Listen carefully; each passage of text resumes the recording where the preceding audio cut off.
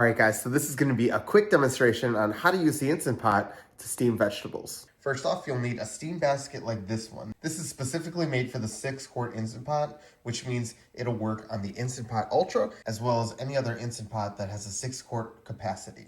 All right, first you're going to want to pour your vegetables into the steamer basket. Okay, and then I'm going to grab some water and pour it into the Instant Pot. So we're just going to pour enough water to get to the bottom underneath this steamer basket. You don't want the veggies to be submerged at all, otherwise you're just boiling vegetables. And so now we're just going to attach the lid. Remember to line up your arrows and close it.